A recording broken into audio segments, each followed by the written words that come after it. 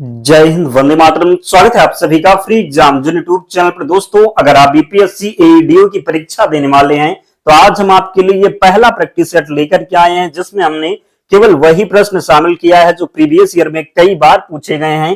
तो आपको सेशन में अंत तक बने रहना है और अंत में कमेंट करके अपना स्कोर बताना है कि कितने प्रश्न आप सही कर पाए। तो चलिए सेशन को प्रारंभ करते हैं और पहला शानदार प्रश्न आपके स्क्रीन पर है। पूछा गया है कि मूल भारतीय संविधान निम्नलिखित में से किसके द्वारा हस्तलिखित था?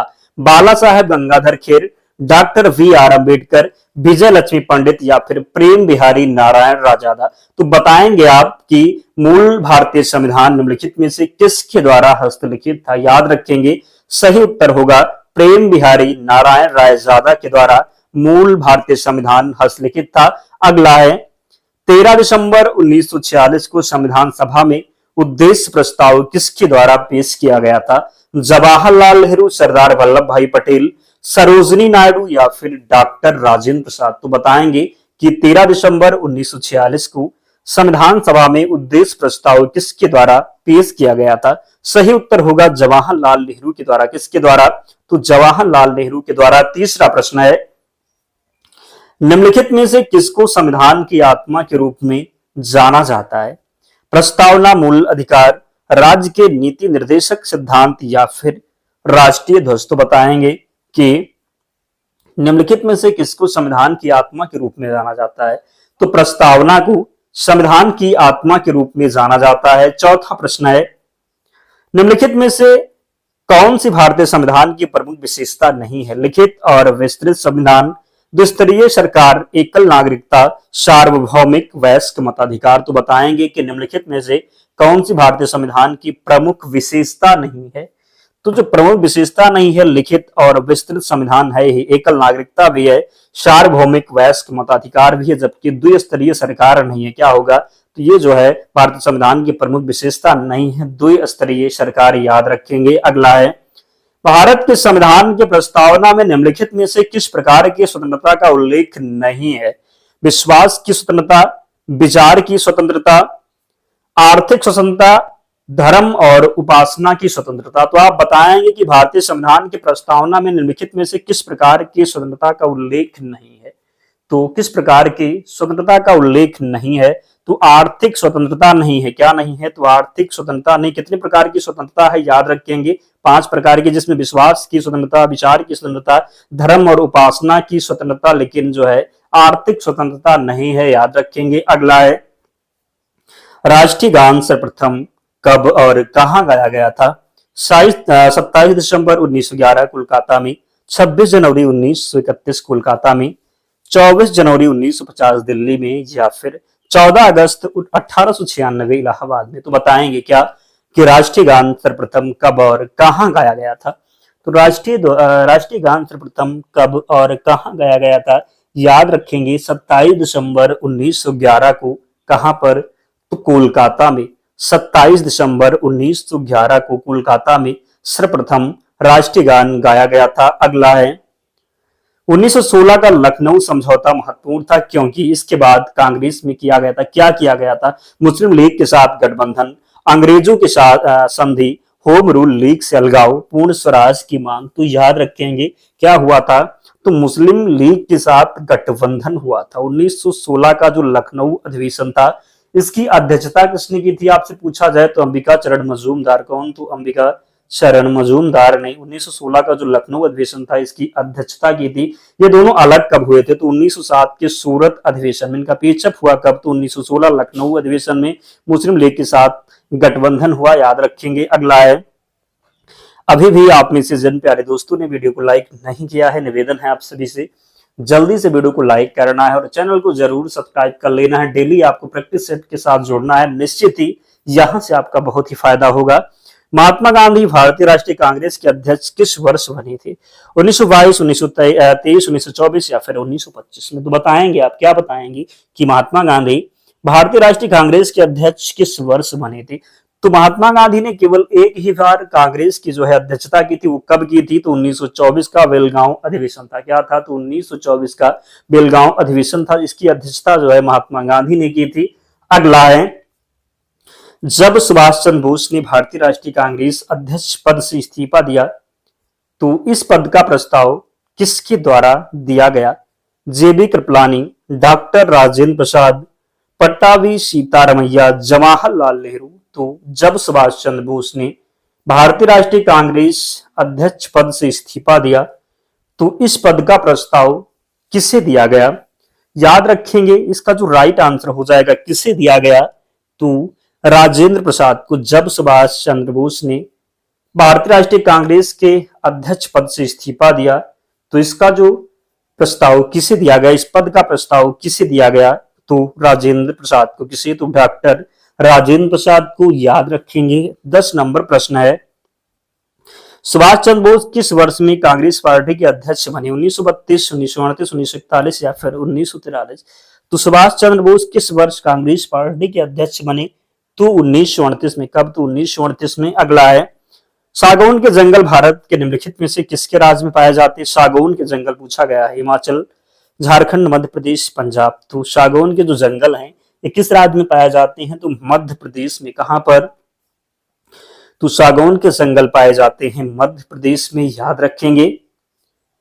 दक्षिण पश्चिमी पंजाब, हरियाणा, राजस्थान के अर्ध शुष्क क्षेत्र में किस प्रकार के वन है? कहां पूछा गया है? तो दक्षिण पश्चिमी पंजाब, हरियाणा, राजस्थान के अर्ध शुष्क क्षेत्र में किस प्रकार के वन है?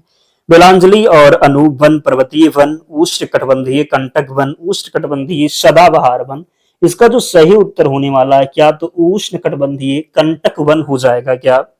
तो दक्षिण पश्चिम पंजाब, हरियाणा, राजस्थान के अर्ध शुष्क क्षेत्र में किस प्रकार के वन हैं? तो उष्ण कटिबंधीय कंटक वन हैं। अगला है, फॉरेस्ट रिपोर्ट सर्वेक्षण 2021 के अनुसार भारत में निम्नलिखित में से किस राज्य में वन आवरण का सबसे बड़ा क्षेत्र है?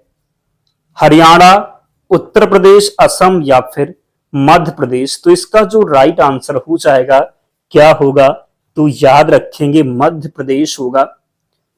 फॉरेस्ट रिपोर्ट सर्वेक्षण 2021 के अनुसार भारत में निम्नलिखित में से किस राज्य में वन का आवरण सबसे बड़ा है? तो मध्य प्रदेश में है। याद रखेंगे।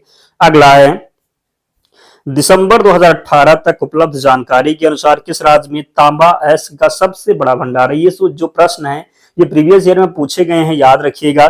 मध्य प्रदेश, राजस्थान, छत्तीसगढ़, आंध्र प्रदेश। तो जो सही उत्तर होने वाला है राजस्थान हो जाएगा। क्या होगा? तो राजस्थान हो जाएगा। अगला है, भारत के किस राज्य में वन क्षेत्र सर्वाधिक है? मध्य प्रदेश, मेघालय, झारखंड या फिर मिजोरम? तो भारत के किस राज्य में वन क्षेत्र सर्वाधिक है? आपको अभी हमने बताया मध्य प्रदेश में। कहां पर? तो मध्य प्रदेश में। 1857 के विद्रोह में कानपुर के नेता कौन थे? तात्या टोपे, कुंवर जगदीश सिंह, नाना साहब, वाजिद अली शाह। तो 1857 के विद्रोह में कानपुर के जो नेता थे ये कौन थे? तो नाना साहब थे। कानपुर से थे नाना साहब। जगदीश सिंह कहाँ के थे? तो ये बिहार के थे। अगला है, निम्नलिखित में से कौन अवध के कृषक आंदोलन का नेता था? बाबा रामचंद्र, महात्मा गांधी, वी.आर. अम्बेडकर, सीताराम राजू। तो निम्नलिखित में से कौन अवध की कृषक आंदोलन क्या? तो अवध के कृषक आंदोलन का नेता था। क्या पूछा गया है? तो अवध के कृषक आंदोलन का नेता था। तो कौन थे अवध की कृषक आंदोलन का नेता? सही उत्तर जो होगा इसका कौन? तो बाबा रामचंद्र। निम्नलिखित में से कौन अवध की कृषक आंदोलन के नेता थे? तो बाबा रामचंद्र। अगला है, हंटर आयोग ने किसके विकास पर अधिक बल दिया?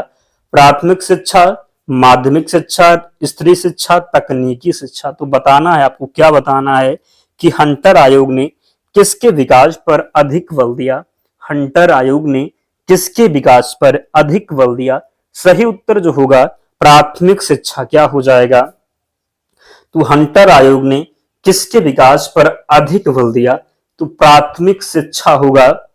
मेरठ छावनी में 1857 के सैनिक विद्रोह की शुरुआत कब हुई थी? तो 8 मई 1857, 11 मई 1857, 10 मई 1857 या फिर 9 मई 1857? तो बताइए कि सही उत्तर क्या होगा। मेरठ छावनी में 1857 के सैनिक विद्रोह की शुरुआत कब हुई थी? तो 10 मई 1857 को। कब? तो 10 मई 1857 इसका सही उत्तर होगा। सिपाही विद्रोह किस वर्ष हुआ था? 1920, 1957, 1857, 1935 या फिर 1842 में। तो सिपाही विद्रोह किस वर्ष हुआ था? आपसे पूछा गया है कि सिपाही विद्रोह किस वर्ष हुआ था। तो 1857 में सिपाही विद्रोह हुआ था। 1857 के सिपाही विद्रोह में सिपाहियों को किस कंपनी द्वारा बनाए गए कारतूसों पर आपत्ति थी? एटकिस, एनफील्ड, रेमिंगटन या फिर विचेस्टर। तो क्या होगा सही उत्तर? 1857 के विद्रोह में सिपाहियों को किस कंपनी द्वारा बनाए गए कारतूसों पर आपत्ति थी? तो किस कंपनी के द्वारा? तो जो सही उत्तर होने वाला है एनफील्ड होगा। कई बार ये प्रश्न पूछा गया है, तो याद कर लेंगे ताकि जब आगे पूछा जाए तो आप गलत ना करें। अगला है, निम्नलिखित में से किस राज्य को हरित क्रांति के लिए भारत में आरंभ स्थल के रूप में चुना गया? पंजाब, हरियाणा, तमिलनाडु या फिर आंध्र प्रदेश। तो सही उत्तर आसान है, पंजाब होगा। अगला है, निम्नलिखित में से किससे भारत में हरित क्रांति के जनक के रूप में जाना जाता है? Doctor Arun Krishnan, doctor M S. Swaminathan, Verghese Kurien, इनमें से कोई नहीं। तो भारत में हरित क्रांति के जनक, तो भारत में हरित क्रांति के जनक के रूप में जाने जाते हैं एम.एस. स्वामीनाथन। कौन? तो एम.एस. स्वामीनाथन। 11वीं पंचवर्षीय योजना की अवधि क्या है? 11वीं पूछा गया है 2012 से 17, 2 से 2007, 2007 से 12, 1997 से 2002। तो 11वीं पंचवर्षीय योजना की अवधि क्या थी? पूछा गया है कि 11वीं पंचवर्षीय योजना की अवधि तो 2007 से 2012 11वीं पंचवर्षीय योजना की अवधि थी। किस पंचवर्षीय योजना के बाद रोलिंग प्लान क्या तो रोलिंग प्लान लागू किया गया था? 5वीं पंचवर्षीय योजना, 7वीं पंचवर्षीय योजना, 4थी पंचवर्षीय योजना या फिर 9वीं पंचवर्षीय योजना। तो किस पंचवर्षीय योजना के बाद रोलिंग प्लान लागू किया गया था? तो रोलिंग प्लान लागू किया गया था 5वीं पंचवर्षीय योजना किसके? तो 5वीं पंचवर्षीय योजना के बाद जो है रोलिंग प्लान लागू किया गया था। अगला है, भारत की तीसरी पंचवर्षीय योजना के किस संस्करण को गाडविन योजना के नाम से भी जाना जाता है? दूसरा, तीसरा, चौथा या फिर पांचवा। तो सही उत्तर इसका होगा तीसरा हो जाएगा। क्या? तो तीसरा होगा। अगला है, उस उच्च न्यायालय का नाम बताइए। क्या? तो उस उच्च न्यायालय का नाम बताइए जिसका क्षेत्र अधिकार अंडमान और निकोबार द्वीप समूह के केंद्र शासित प्रदेश पर है। यानी पूछा गया है कि उच्च न्यायालय का नाम क्या है जिस पर जो है अंडमान और निकोबार द्वीप समूह केंद्र शासित क्या है? तो अधिकार है अंडमान और निकोबार द्वीप समूह के केंद्र शासित प्रदेश पर। किस उच्च न्यायालय का है? दिल्ली उच्च न्यायालय, कोलकाता, मद्रास या फिर आंध्र प्रदेश। सही उत्तर इसका होगा किसका है? तो कलकत्ता है। किसका? तो कोलकाता उच्च न्यायालय हो जाएगा। क्या? तो कोलकाता। अगला है, भारत के किसी राज्य के राज्यपाल के पद का आधिकारिक कार्यकाल कितने दिनों का होता है? 3 वर्ष, 4 वर्ष, 5 वर्ष या फिर 6 वर्ष। तो भारत के किसी राज्य के राज्यपाल के पद का आधिकारिक कार्यकाल कितने वर्ष का होता है? तो आधिकारिक जो कार्यकाल है किसका? तो राज्यपाल का, ये 5 वर्ष ही होगा। कितना? तो 5 वर्ष ही होगा।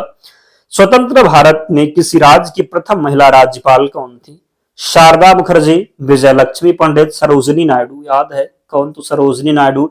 अगर आपसे पूछा जाए स्वतंत्र भारत में किसी राज्य की प्रथम महिला मुख्यमंत्री, तो याद रखेंगे सुचेता कृपलानी। कौन? तो सुचेता कृपलानी। अगला है, भारत के संविधान में निम्न में से किसके विरुद्ध अभियोग चलाने का प्रावधान नहीं है? तो महाभियोग पूछा गया है कि किसके विरुद्ध चलाने का प्रावधान नहीं है। तो आपको पता है किसके विरुद्ध है? तो राष्ट्रपति के विरुद्ध है ही, मुख्य न्यायाधीश के विरुद्ध भी है और भारत के उपराष्ट्रपति के विरुद्ध भी है। क्या? तो उपराष्ट्रपति के लिए भी है। तो याद रखेंगे यहां पर राज्यपाल सही उत्तर हो जाए, क्योंकि नहीं पूछा गया तो क्या होगा? तो राज्यपाल होगा। अगला है, निम्न में से कौन सी फसल अगेती झुलसा रोग से प्रभावित होती है? आलू, चावल, गन्ना या फिर गेहूं। तो निम्न में से कौन सी फसल अगेती झुलसा रोग से प्रभावित होती है? आलू, चावल, गन्ना या फिर गेहूं। तो निम्न में से कौन सी फसल अगेती झुलसा रोग से प्रभावित होती है? सही उत्तर जो इसका हो जाएगा क्या होगा? तो आलू होगा। क्या? तो आलू हो जाएगा। अगला है, हमारे रुधिर में ऑक्सीजन का परिवहन एक प्रोटीन द्वारा होता है, उसका नाम बताइए। क्रिएटिन, हीमोग्लोबिन, मायोग्लोबिन, इनमें से कोई नहीं। तो हमारे रुधिर में ऑक्सीजन का परिवहन एक प्रोटीन द्वारा होता है, उसका नाम बताइए। तो जो सही उत्तर इसका होने वाला है क्या होगा, तो राइट आंसर होगा हीमोग्लोबिन हो जाएगा। हमारे रुधिर में ऑक्सीजन का परिवहन एक प्रोटीन द्वारा होता है, उसका नाम जो है हीमोग्लोबिन होगा। गेहूं में प्रोटीन का प्रतिशत कितना होता है, गेहूं में प्रोटीन का प्रतिशत कितना होता है, 45, 25, 30 या फिर 12। तो गेहूं में जो प्रोटीन का प्रतिशत है ये कितना होता है, तो ये 12 होगा। कितना, तो 12% हो जाएगा। मांसपेशियों के निर्माण और बढ़ने और एंटीबॉडी बनाने के लिए निम्नलिखित में से कौन सा आवश्यक, प्रोटीन, कार्बोहाइड्रेट, विटामिन या फिर कैल्शियम। तो जो राइट आंसर इसका होने वाला है प्रोटीन होगा। क्या, तो मांसपेशियों के निर्माण और बढ़ने और एंटीबॉडी बनाने के लिए निम्नलिखित में से कौन सा आवश्यक है, तो प्रोटीन आवश्यक है। सोयाबीन में क्या ज्यादा पाया जाता है, यानी सबसे अधिक सोयाबीन में क्या पाया जाता है, प्रोटीन, कार्बोहाइड्रेट, वसा या फिर खनिज। तो याद है आपको प्रोटीन ही होगा, आसान है, कोई गलत करेगा नहीं। क्या होगा सही उत्तर, तो प्रोटीन ही हो जाएगा। अगला है खादर और वांगर निम्नलिखित में से किस प्रकार की मिट्टी, काली, जलोढ़, लाल या फिर लेटेराइट। तो खादर और वांगर पूछा गया है। क्या पूछा गया है, तो खादर और वांगर। तो ये जो है ये क्या है, तो खादर और वांगर जो है ये याद रखेंगे जलोढ़ मिट्टी है। क्या, तो ये जलोढ़ मिट्टी है, याद रखेंगे। निम्नलिखित में से किस राज्य में भारत में जनसंख्या का घनत्व तो सबसे कम है, मिजोरम, सिक्किम, नागालैंड या फिर अरुणाचल प्रदेश हो जाएगा। तो जनसंख्या का घनत्व सबसे कम पूछा गया है, तो सबसे कम अरुणाचल प्रदेश में कितने, तो 17 व्यक्ति प्रति वर्ग किलोमीटर। और सबसे अधिक जो पूछा जाए तो पता है अपना बिहार नंबर 1 पर है। सबसे अधिक जनसंख्या घनत्व कहां पर है, तो बिहार में है। सबसे कम, तो इसका आंसर जो हो जाएगा अरुणाचल प्रदेश हो जाएगा। सबसे कम जनसंख्या अगर पूछ लिया जाए किस राज्य में है, तो सिक्किम में है। अगला है भारत की लगभग आधी जनसंख्या मात्र 5 राज्यों में रहती है, निम्नलिखित में से कौन सा एक इन 5 घनी जनसंख्या वाले राज्यों में से नहीं है, बिहार, पश्चिम बंगाल, केरल या फिर महाराष्ट्र। इसका जो राइट आंसर हो जाएगा, याद रखेंगे, गलत तो करना है नहीं आपको, सही उत्तर होने वाला है कौन सा, तो केरल ही होगा। अगला है निम्नलिखित में से कौन सा भारत का सर्वाधिक घनी आबादी वाला शहर है, कल्याण, हैदराबाद, कानपुर, विजयवाड़ा। सही उत्तर इसका होगा हैदराबाद हो जाएगा। निम्नलिखित में से कौन सा भारत का सर्वाधिक घनी आबादी वाला शहर है, तो हैदराबाद। मिट्टी का कटाव सर्वाधिक किस प्रकार की मिट्टी से होता है, सिल्ट मिट्टी, मटियार, दोमट मिट्टी, बलुई मिट्टी, उपरोक्त सभी। तो मिट्टी का कटाव सर्वाधिक किस प्रकार की मिट्टी से होता है, मिट्टी का कटाव सर्वाधिक किस प्रकार की मिट्टी से होता है, तो इसमें जो है सिल्ट मिट्टी भी होगा, मटियार भी होगा, बलुई मिट्टी, इसलिए उपयुक्त तो सभी का जिसने भी चयन किया है राइट हो जाएगा। रामकृष्ण मिशन का मुख्यालय कहाँ है, मुंबई, चेन्नई, बेलूर मठ या फिर कानपुर। तो रामकृष्ण मिशन का जो मुख्यालय है ये कहां पर है, तो ये बेलूर मठ में हो जाएगा। यहाँ पर तो रामकृष्ण मिशन का मुख्यालय बेलूर मठ में है।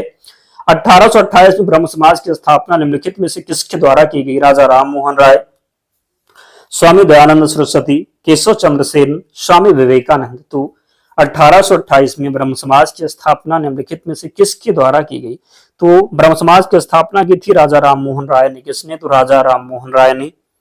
1881 में केसरी अखबार की स्थापना किसने की थी, लाल मोहन घोष, मदन मोहन मालवीय, आनंद चारुलू, बाल गंगाधर तिलक। तो सही उत्तर इसका होने वाला है किसने, तो बाल गंगाधर तिलक ने। 1881 में केसरी अखबार की स्थापना किसने की थी, तो बाल गंगाधर तिलक इसका राइट आंसर होगा। अगला है भारत में वंदे मातरम पत्रिका की स्थापना किसने की, गणेश शंकर विद्यार्थी, रामानंद चटर्जी, अरविंद घोष, विपिन चंद्रपाल। तो भारत में वंदे मातरम पत्रिका की स्थापना किसने की थी, तो भारत में वंदे मातरम पत्रिका की स्थापना की थी अरविंद घोष ने। किसने, तो अरविंद घोष, याद रखेंगे। अगला है आर्य समाज की स्थापना किसने की थी, राजा राम मोहन राय, स्वामी विवेकानंद, स्वामी दयानंद सरस्वती, राजा राधा कांत देव।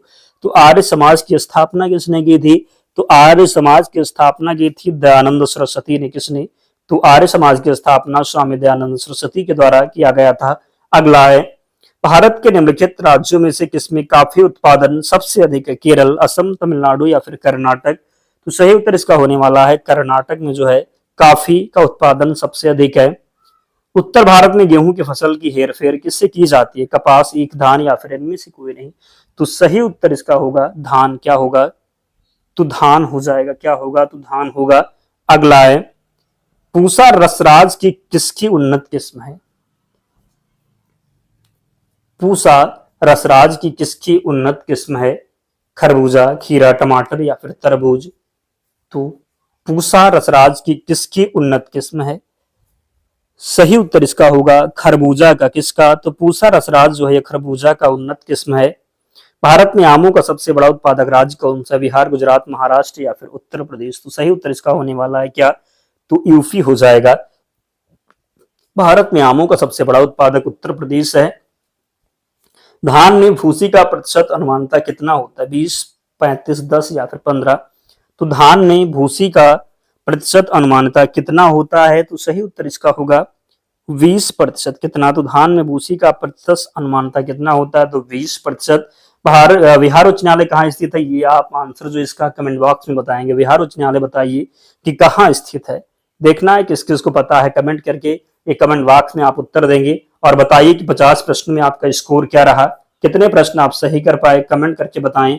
और इसकी पीडीएफ के लिए टेलीग्राम चैनल से जुड़ जाना, लिंक डिस्क्रिप्शन बॉक्स में है या फिर आप टेलीग्राम पर जाएंगे, सर्च करेंगे फ्री एग्जाम जोन, चैनल मिल जाएगा, ज्वाइन हो जाना, पीडीएफ वहां पर मिल जाएगी। तो मिलते हैं नेक्स्ट वीडियो में, तब तक पढ़ते रहिए, ध्यान रखिए अपना, स्वस्थ और सुरक्षित रहिए। जय हिंद।